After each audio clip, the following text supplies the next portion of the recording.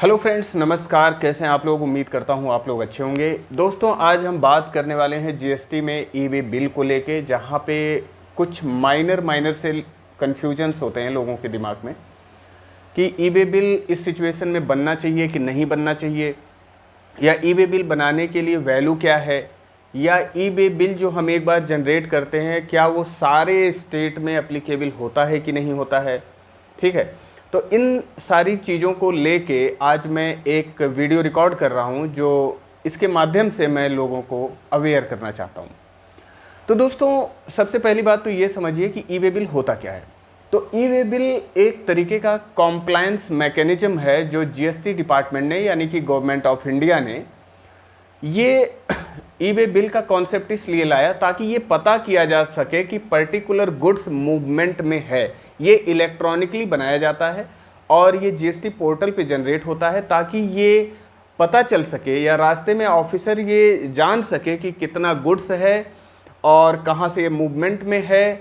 ठीक है, और उसकी वैल्यू कितनी है। तो ये एक तरीके का कॉम्प्लायंस मैकेनिज्म है जो डिपार्टमेंट ने ये स्टेप लिया है ताकि गुड्स के मूवमेंट को ट्रेस किया जा सके, उसको जाना जा सके। पहली बात तो ये हो गई, और ब्रीफ में चीज़ों को लेके चलते हैं। दूसरा मुद्दा यहाँ पे ये है कि ई वे बिल जनरेट करने के लिए जो कंसाइनमेंट वैल्यू हो वो कितनी होनी चाहिए। तो दोस्तों, ई वे बिल जनरेट करने के लिए जो कंसाइनमेंट वैल्यू है वो 50,000 या उससे ज़्यादा का होना चाहिए। यानी कि 50,000 से कम का अगर कंसाइनमेंट वैल्यू है आपका, तो वहाँ पे ई वे बिल बनाने की आपको कोई आवश्यकता नहीं है।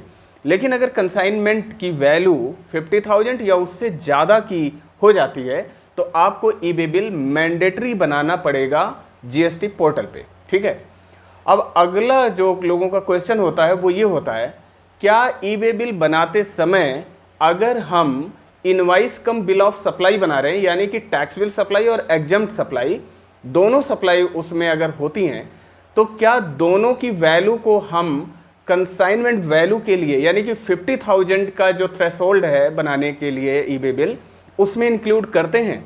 तो दोस्तों, एक बात मैं क्लियर कर दूं कि ई वे बिल बनाते समय आपकी जो थ्रेशोल्ड लिमिट 50,000 की काउंट की जाती है, कैलकुलेट की जाती है, उसमें से एग्जम्प्ट सप्लाई की वैल्यू को हटा के किया जाता है।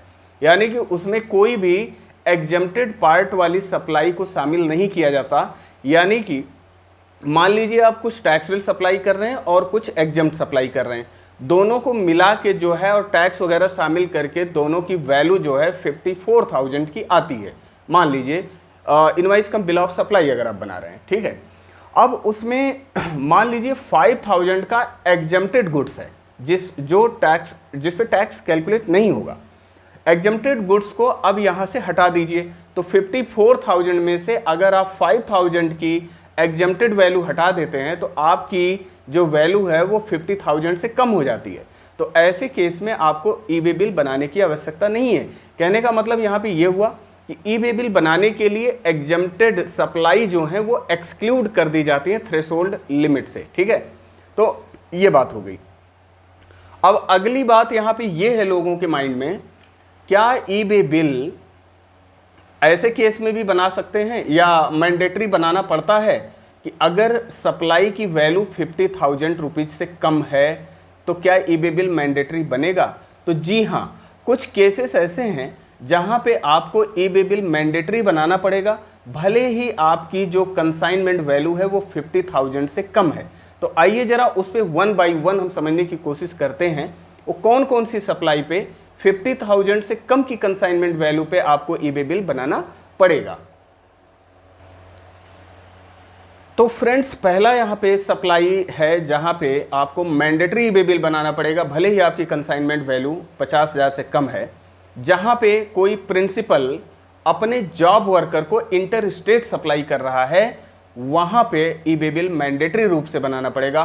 फिर से मैं आपको बता देता हूँ, interstate supply by principal to its job worker. ठीक है, प्रिंसिपल अपने जॉब वर्कर को इंटर स्टेट सप्लाई कर रहा है अगर गुड्स का, तो ऐसे केस में मैंडेटरी ई वे बिल आपको बनाना पड़ेगा, भले ही आपकी कंसाइनमेंट वैल्यू 50,000 रुपये से कम है। आइए नेक्स्ट जानते हैं कहाँ पे ई वे बिल बनाना कंपलसरी है, अगर वैल्यू 50,000 से कम है तो भी। तो फ्रेंड्स, अगर कोई सप्लाई की जाती है हैंडीक्राफ्ट गुड्स का, inter state supply handicraft goods का किया जाता है किसी पर्सन के द्वारा, और वो पर्सन जो है रजिस्ट्रेशन के लिए एग्जम्प्टेड है, यानी कि उसे रजिस्ट्रेशन लेने की अभी आवश्यकता नहीं है 20 लाख तक, ठीक है, जो थ्रेशोल्ड लिमिट रजिस्ट्रेशन की दी गई है।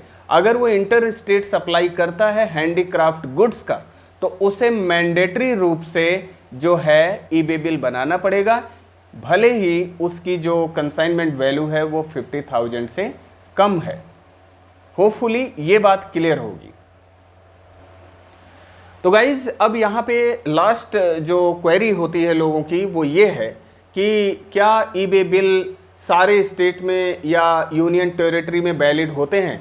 तो जी हाँ, आपको मैं बता दूं कि एक बार ई बे बिल अगर आपने जनरेट कर दिया तो वो वैलिड होंगे सारे स्टेट में, सारे यूनियन टेरिटरी में, ठीक है। उसकी वैलिडिटी पे कोई सवाल नहीं उठाया जा सकता।